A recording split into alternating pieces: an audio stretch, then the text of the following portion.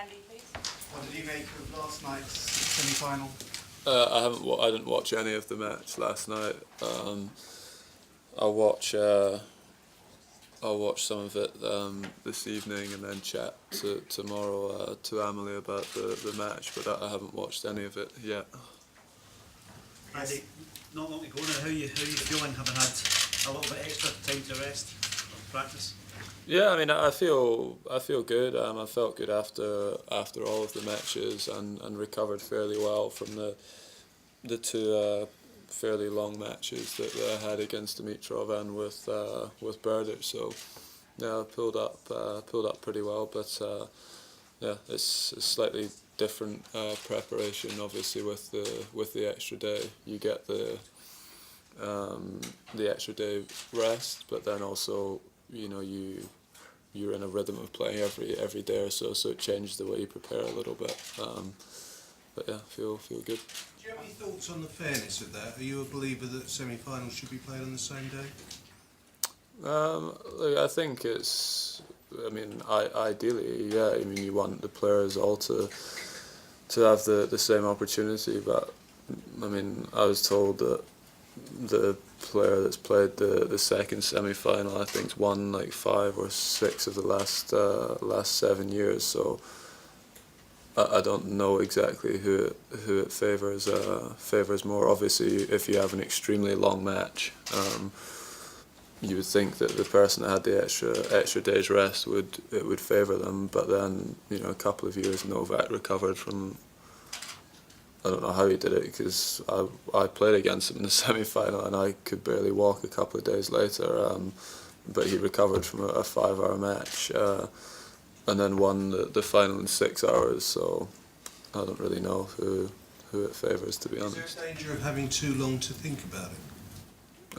I think that comes down to each individual, really, and how you handle the situation. I've tried, like I said, and watched the match yesterday, so I tried not to spend too long thinking about it and try and just do the same sort of routine as I've been doing in the other matches, and use yesterday as more of a recovery day. And then I practiced slightly harder than I would have normally the day before a slam final today. And is this the best you felt mentally and physically on the eve of a slam going into a Grand Slam final? I don't know. To be honest, it's always very difficult to answer those questions. I don't know. I know that I played well so far this event. Each time I've been in difficult situations, I've done a good job mentally of finding my way to get out of them, and yeah, my tennis has been good as well, so I hope that will be the case again tomorrow. You played Novak here 3 times and lost all 3. How confident are you that can change tomorrow?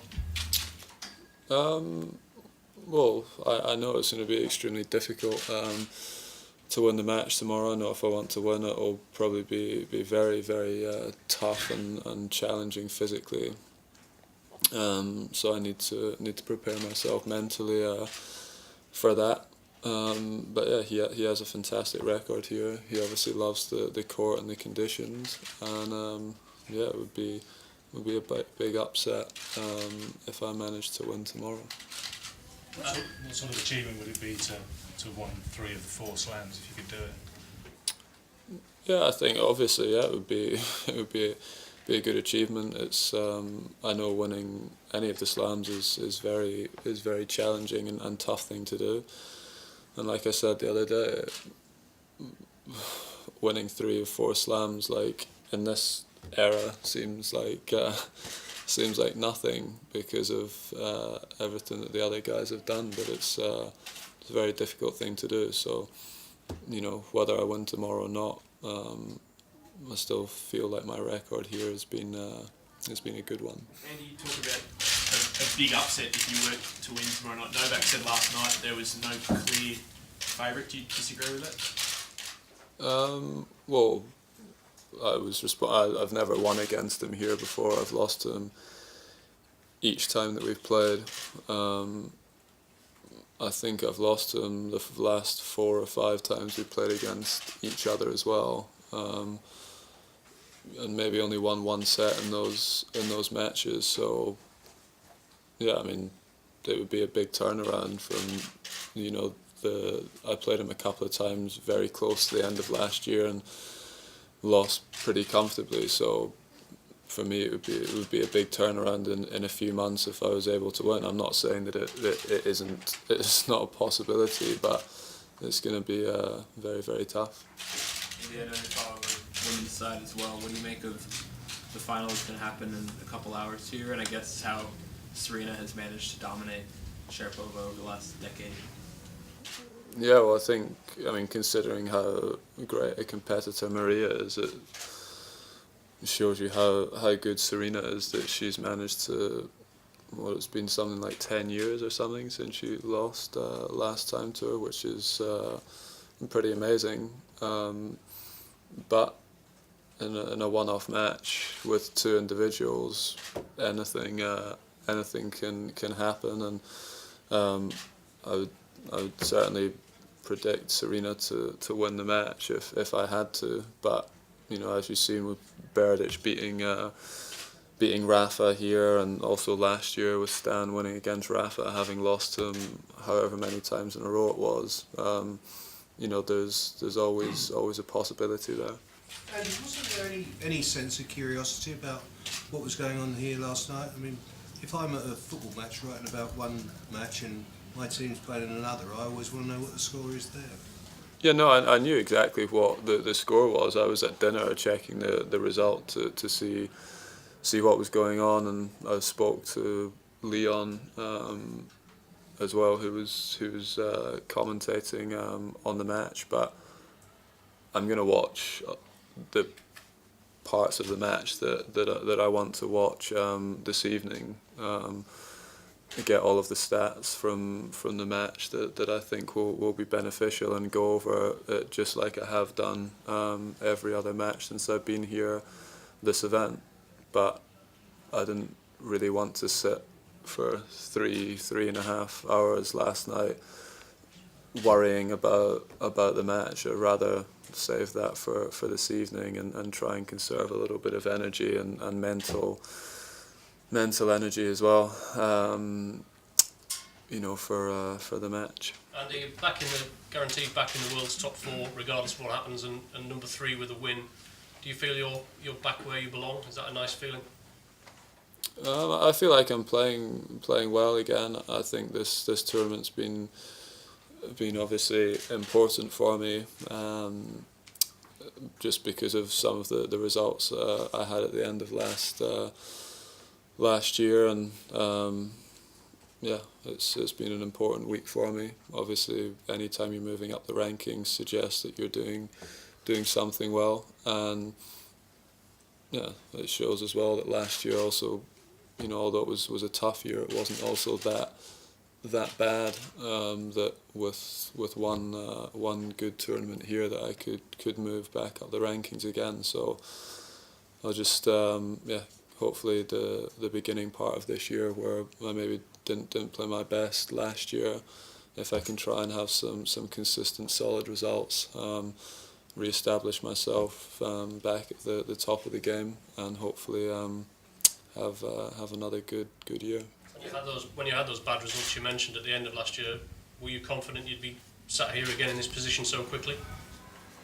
Well, I knew that I needed to work on a lot of things, but I also believed that with the right attitude and the right work ethic and the right people behind me, that I'd be able to get back to playing my best again, because there was periods in the year where I did feel like I was able to do it. I wasn't necessarily sustaining it for whole matches or whole tournaments, and that was really what I needed to change, and to do that I needed to just get a little bit fitter again, which I think playing all those tournaments at the end of last year really helped that, and then also put in a good training block so that I could work on any of the weaknesses or the issues I was having in my game last year, and I feel like I did that.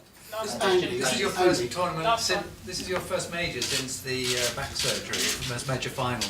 Do you think this actually closes that chapter, that you've actually got back to a level that that you were at before the back surgery? Well, I think last year in the slams, I felt like I played some good tennis. I felt like here I played well. Last year, the French Open was equal my best ever result at the French Open, which was good. And for me, it was really the match with Dimitrov at Wimbledon was one of the toughest matches of the year for me, because I felt like I played a very bad match that day.